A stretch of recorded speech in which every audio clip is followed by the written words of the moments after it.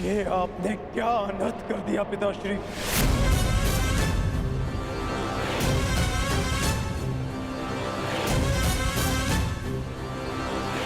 क्यों? क्या आवश्यकता थी आपको इसकी, जो आपने कर्ण से उसका कवच कुंडल छीन लिया?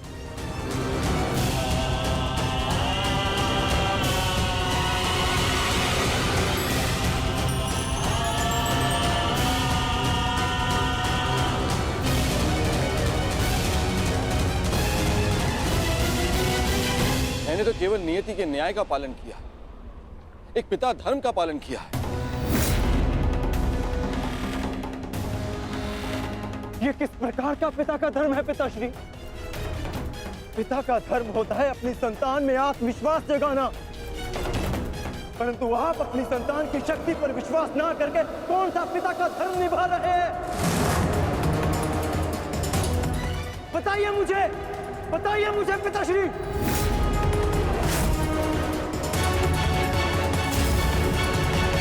अर्जुन, मैं तो केवल तुम दोनों के बीच होने वाले युद्ध में शक्ति का संतुलन बना रहा था। जब तक कर्ण के पास एक कवच और कुंडल थे, तब तक तुम्हारा कोई भी प्रहार कर्ण पर प्रभाव ना करता, जबकि तुम्हारे पास ऐसी कोई दैव्य ढाल नहीं। आज मैं तुम दोनों के मध्य न्यायपूर्ण ध्वंस चाहता था। न्याय नहीं, छल किया है आपने पिताश्री। छल करके आपने कर्ण से दान में उसकी ढाल मांग ली। महान बनने के लिए मित्रों की आवश्यकता होती है, और उससे भी अधिक महान बनने के लिए प्रबल शत्रुओं की। परंतु आपने तो मेरे शत्रु को निर्बल बनाकर मेरा मान ही कम कर दिया। मुझे आपसे ऐसी आशा नहीं थी पिताश्री। पहले एकलव्य के साथ अन्याय, उसका अंगूठा छीन कर उसे बाण संधान करने के लायक नहीं छोड़ा आचार्य द्रोण ने, और अब आपने अंगराज से उसका कवच छीन लिया। क्यों? क्या आपको मेरी शक्ति पर इतना भी विश्वास नहीं था, जो आपने इतना बड़ा छल किया पिताश्री?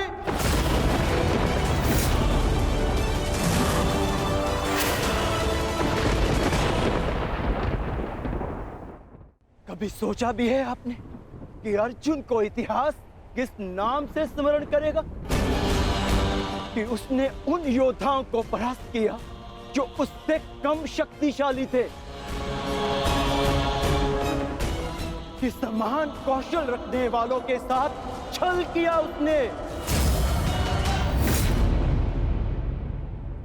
मैंने इस महायुद्ध में कर्ण को परास्त करने का वचन दिया था, परंतु मेरे लिए मेरी सबसे बड़ी विजय को आपने छल से रचा हुआ प्रारब्ध बना दिया पिताश्री। और यदि अब मुझे विजय मिली तो भी उसे आपका छल गिना जाएगा, मेरी कुशलता नहीं। प्रारब्ध क्या है उसे कोई नहीं जानता अर्जुन। मुझसे मेरे कवच को छीना है, परंतु मेरे कौशल को नहीं। ना मैं धनुष उठाना भूला हूं, ना बाण संधान करना। तुम्हें जिस द्वंद की अपेक्षा है, वो द्वंद तुम्हें अवश्य मिलेगा।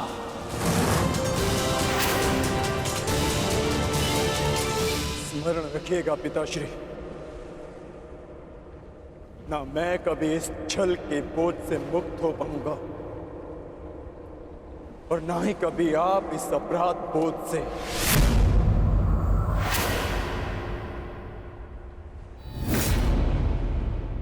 तुमने सत्य कहा पुत्र अर्जुन,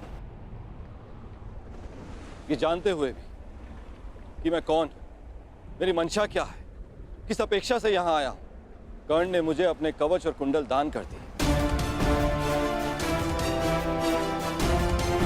इस दान से तुमने आत्मविश्वास का एक अद्भुत उदाहरण, एक महान परिभाषा प्रस्तुत की है। मैं देवराज ये घोषणा करता हूं, तुम्हारा ये बलिदान इस युद्ध का सबसे महान, सबसे उच्च बलिदान सिद्ध होगा। समस्त संसार में तुम महादानवीर कर्ण के नाम से प्रसिद्ध होगे।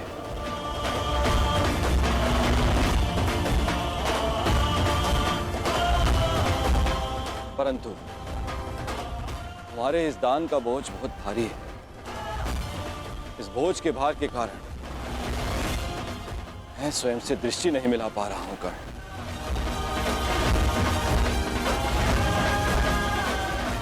इसे हल्का कर दो कर्ण।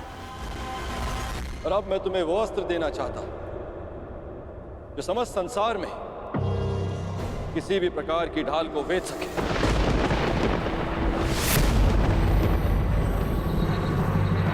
आप मेरे दान का उपहास उड़ा रहे हैं इंद्रदेव। ये एक दान था, कोई व्यापार नहीं। यदि आप कवच कुंडल के स्थान पर मेरे प्राण भी मांगते तो मैं प्रसन्नता से दे देता। मैं एक सूत पुत्र हूं और मेरे पिता ने मुझे सदा देना सिखाया है, लेना नहीं।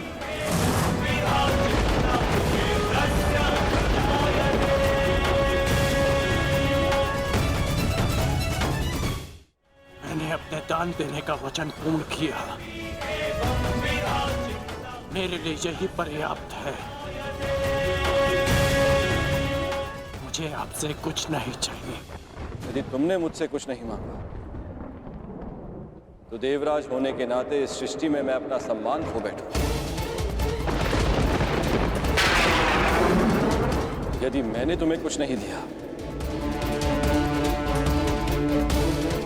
तो मैं स्वयं को कभी क्षमा ना कर पाऊंगा।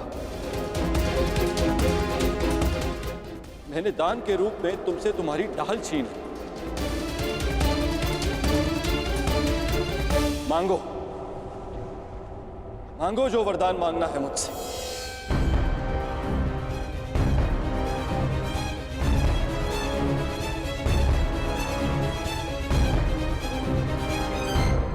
मांगो कर्ण।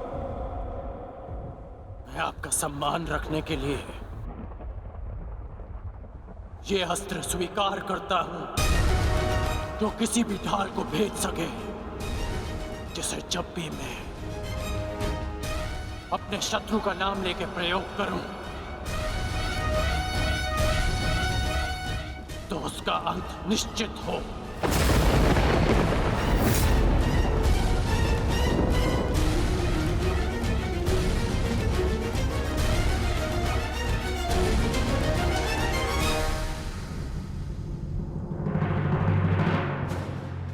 ठीक है, मैं तुम्हें अपनी अमोघ वास्तविक शक्ति प्रदान करता हूं।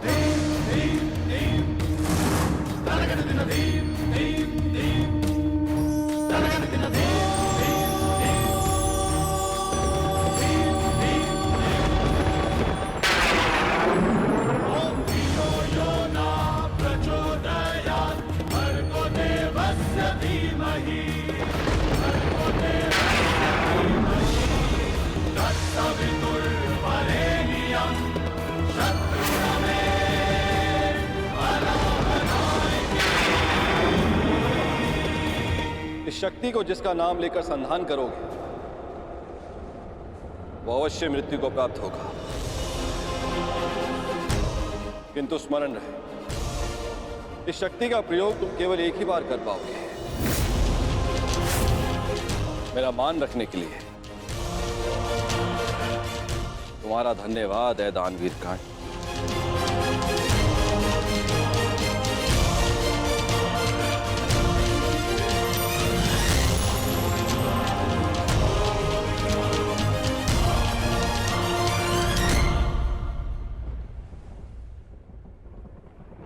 सदैव यही चाहा था कि तुम्हारा वध मैं तब करूं जब तुमने कवच धारण किया। ये कवच मेरा कौशल, मेरी प्रतिभा नहीं। ये कवच छिनने के पश्चात अब ये द्वंद समान है, परंतु तुम सावधान रहना, क्योंकि इस अस्त्र का प्रयोग मैं तुम पर ही करूंगा।